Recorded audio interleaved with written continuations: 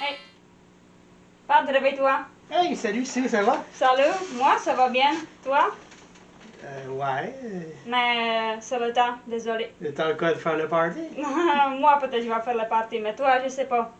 Mais c'est le temps, je viens ici pour ton âme. Mon âme. Mais ton âme, qu'est-ce que tu penses que je suis ton ami depuis 10 ans pour le fan? Mais je pensais que tu étais une entité bienveillante. Ouais, je suis. Mais désolé, pacte est le pacte. Non. Mais oui, j'ai besoin de ton Vas-y. âme. J'ai besoin de ton Non. âme. Non. Oui. Non. Non! Oui. Non! Cours! Non! Viens avec. Non! Sue? Sue? Mais voyons, qu'est-ce qu'il y a? Je viens de faire un rêve débile. J'ai rêvé que t'étais un démon des enfers qui venait récupérer mon âme. Moi, démon. T'es pas un démon, hein? T'es comme plus mon ange gardien. Mais oui, je suis ton ange gardien. Qu'est-ce que tu vas faire sans moi? C'est vrai. Mais est-ce que t'en connais des démons qui nous font signer des pactes en échange de notre âme? Oh, ben que oui. Bill Gates, Mark Zuckerberg, la compagnie Sony et Disney. C'est vrai, hein, quand on y pense. On devrait faire un épisode sur les démons dans notre ère moderne. Ça, c'est vraiment bonne idée.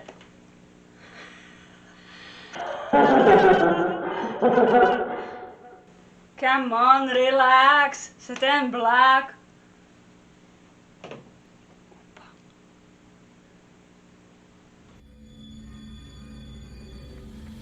Suicide à l'horreur, des bons films, des navets, des films cultes, des top 10, des complots, des légendes, des rumeurs, des niaiseries, t'aimes ça, t'en veux plus, toujours plus, ben de gros, check ben ça! Check ça, check ça, check ça, check ben ça!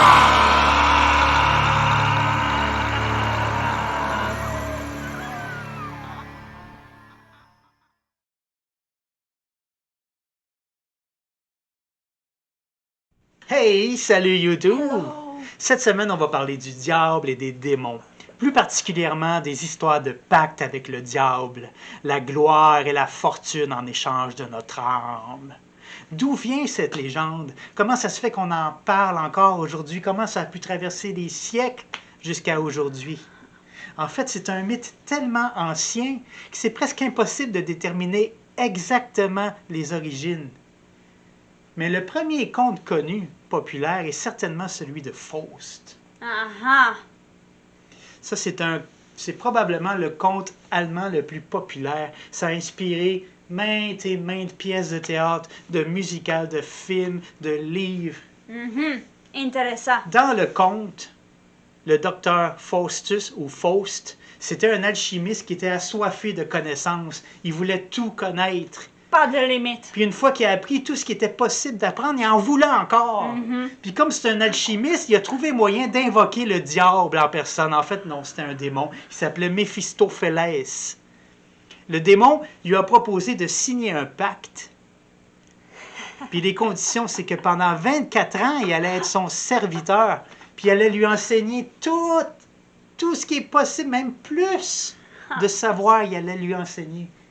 Mais au bout de 24 ans, son âme allait lui appartenir. C'est le temps. Mais tu sais ce qui est intéressant, Sue, c'est que Faust a vraiment existé. Il s'appelait Johann George Faust. Lui, c'était un docteur, un savant, un alchimiste allemand qui a vécu à l'époque de la Renaissance, au 15e siècle. Il est né en 1480, il est mort en 1541. Mais aujourd'hui, les historiens sont plus ou moins d'accord pour dire que c'est probablement un docteur qui enseignait la médecine puis qui avait des penchants homosexuels envers ses étudiants. Il a été banni par le maire de Nuremberg. Mais là, pour expliquer sa vie de débauché puis ses connaissances en sciences occultes, ben, il est né comme la légende du pacte avec le diable. C'était comme la seule façon d'expliquer le personnage. Puis aussi, surtout, qu'on a retrouvé son corps en pièces. Ah!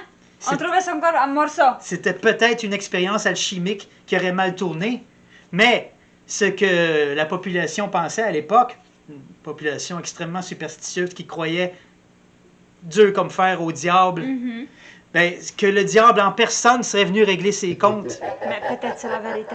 Peut-être. En parlant du diable, Sue, savais-tu que Lucifer, à l'origine, c'était un ange musicien? Hein? Quoi? En fait, la musique a été créée par Dieu. Puis Dieu, ben, il a créé les anges. Ok.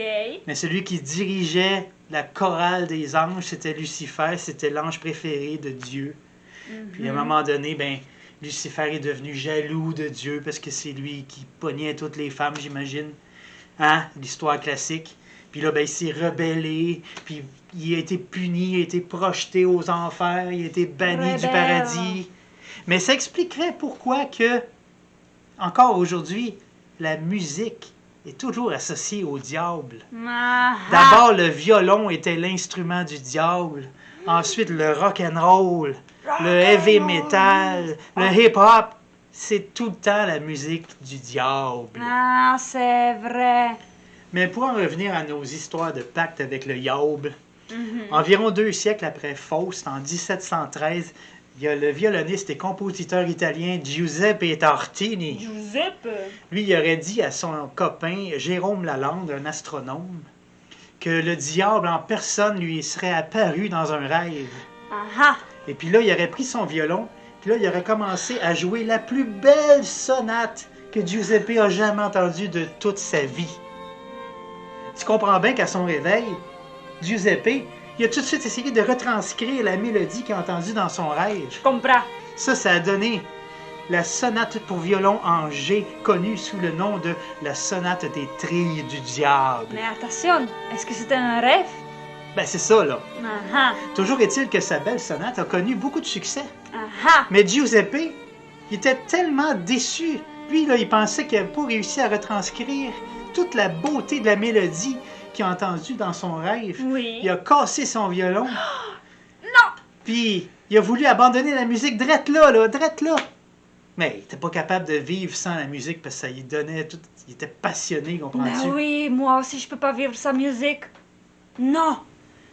À peu près à la même époque, il y avait un autre musicien italien qui s'appelait Niccolo Paganini. Paganini. Lui, on dit souvent que c'est le meilleur violoniste de l'histoire, carrément. Le meilleur. Il est né le 27 octobre 1782 à Genoa, en Italie. Dans son cas, on raconte que c'est sa mère qui aurait pactisé avec le diable pour que son cher fils entre dans l'histoire. Toujours est-il que à 5 ans, il maîtrisait déjà la mandoline. Puis il s'est mis au violon dès l'âge de 7 ans, entraîné par son père. Ben voyons donc. Mais lui, là, quand il était sur scène, il rentrait dans une transe étrange. On dit qu'il se tordait d'une façon surnaturelle. Ses doigts, trop longs et trop maigres, étaient trop rapides. Il arrivait à faire 12 notes par seconde. On l'a surnommé le Rubber Man, l'homme caoutchouc. Beaucoup disaient qu'il semblait possédé par le diable quand il performait. Ah. En plus, son apparence faisait peur, carrément. Il était trop grand, trop maigre, trop pâle, les joues creuses, les yeux globuleux. Tous les portraits et les illustrations de lui le dépeignent comme un espèce de vampire ou un mort-vivant. En fait, il était tellement creepy qu'on a fait des films d'horreur sur lui. À cette époque, le violon était considéré comme l'instrument du diable. Ouais. Mais il y a des fans de Paganini qui jurent avoir vu le diable en personne l'aider à jouer du violon quand il performait sur scène. Il y en a d'autres qui l'ont vu se dédoubler. Quoi? Il y en a qui ont vu des cornes sur son visage, une queue qui dépassait de son veston. Bon, ok, c'est peut-être un peu n'importe quoi, les gens étaient très superstitieux. Mais toujours est-il qu'il a survécu à la syphilis, à la tuberculose. Il est mort à 60 ans, le 27 mai 1840. Alors on dira ce qu'on voudra, mais c'était un personnage assez étrange. Ouais, tout à fait. Je m'en voudrais de ne pas inclure dans cette vidéo notre récit de pacte avec le diable bien à nous les Québécois et j'ai nommé La légende de la chasse-galerie.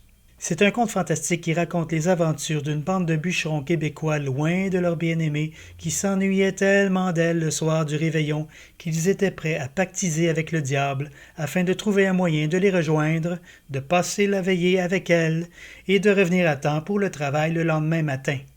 Pour réaliser cet exploit apparemment impossible à l'époque, le diable leur fournit un canot volant. Évidemment, l'entente ne fut pas sans quelques conditions.